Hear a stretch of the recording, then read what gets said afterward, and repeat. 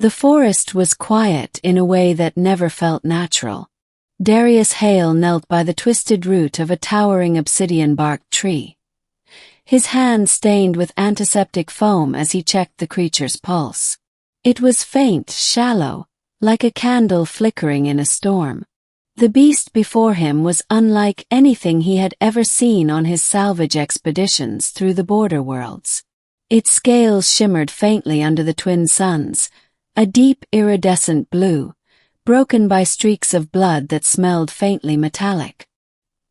He had found it lying among the shattered remains of a hunter's snare, its wing torn, one leg bound so tight the flesh was almost necrotic. Judging by the claw marks in the soil and the trail of broken trees, the creature had fought violently to escape. "Easy now," Darius whispered, voice steady despite the pounding of his heart. "I'm not here to hurt you." The creature's golden eye cracked open, slit-pupilled, filled with a wild, untrusting fire. It bared sharp fangs, but lacked the strength to lunge. Darius placed his kit beside him, pulling out a bone-knit regenerator patch and wrapping it carefully around the beast's wound. He wasn't supposed to interfere. Salvagers like him lived by a loose code. Don't touch what you can't sell, don't tangle with alien fauna, and don't draw attention from the galactic nobility. But he couldn't just leave it. Something in its gaze reminded him of the broken, half-starved strays he had taken in as a child on the overcrowded Earth arcologies. The regenerator patch hissed softly as nanites worked into the wound, stitching vessels and repairing torn muscle. The beast gave a low rumble, half a growl, half relief. "That's it," Darius said softly. "You'll live. I'll get you out of here." He coaxed the creature with drops of water from his canteen and pieces of nutrient ration.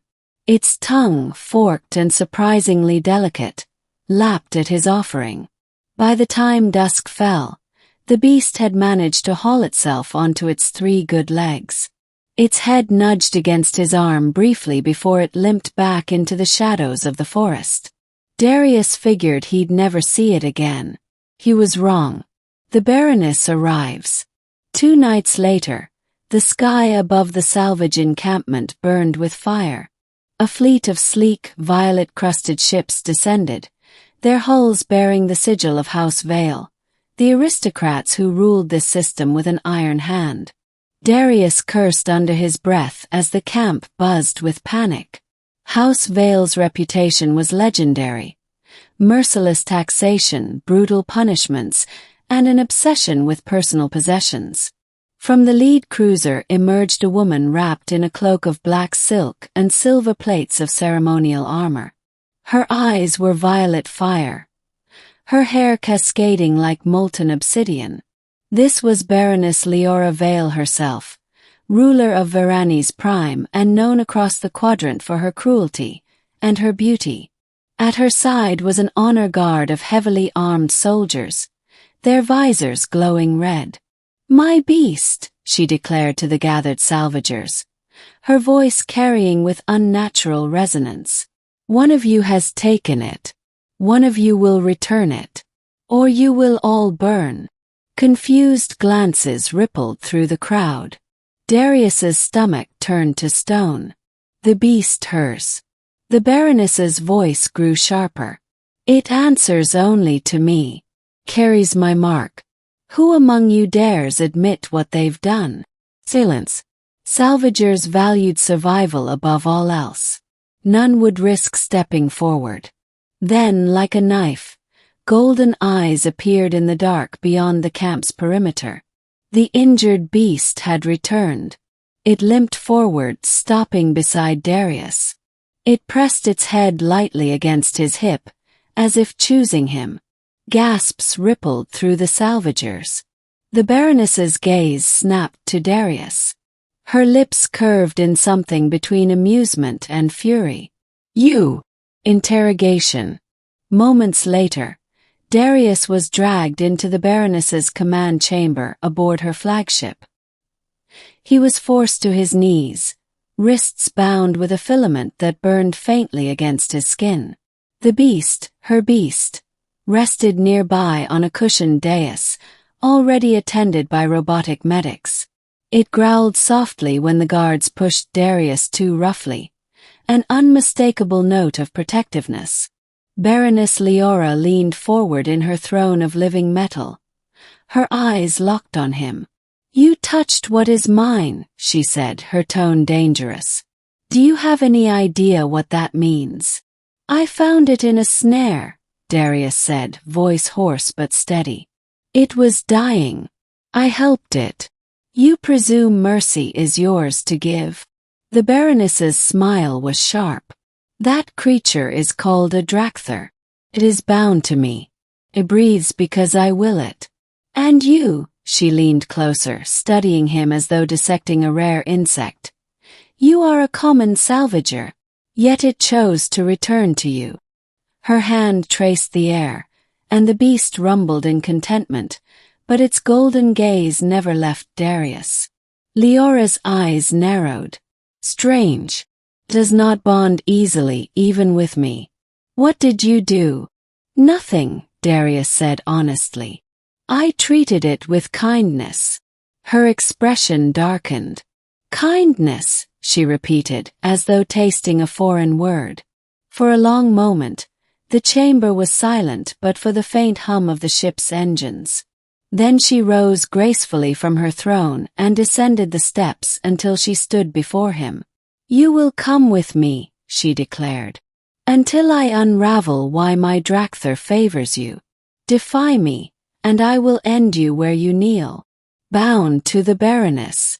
The following weeks blurred into a surreal existence. Darius was kept aboard the Baroness's flagship as both prisoner and something else. Not a servant exactly, nor a guest, but a curiosity she refused to discard. The Dracther, whom Leora called Caliph, followed him constantly. It allowed only him to apply its medicine, feed it, or tend its scales. Even Leora herself seemed vexed by its preference. "You've done something to it," she accused one night as the ship sailed through hyperspace. "It obeys me, yes, but it trusts you. That is unacceptable." "I didn't do anything," Darius insisted. "I just saw a creature in pain and helped it. Maybe it remembers." Her violet eyes bored into him, unreadable. Beasts are not meant to remember. They are meant to obey. Yet as days passed, Darius glimpsed cracks in her facade. When she thought herself alone with Caliph, she would stroke its snout gently, whispering in her native tongue. There was tenderness there, hidden beneath layers of aristocratic cruelty. One evening she caught Darius watching. Instead of rage, she asked quietly, "On your world, do you not keep beasts?" "We do," Darius said cautiously. "Dogs, cats. Companions, not property." Her brow furrowed. "Companions." She said the word like it was both alien and tempting. The attack, peace fragile as it was, shattered when rival nobles of House Draven ambushed the Baroness's fleet in deep space.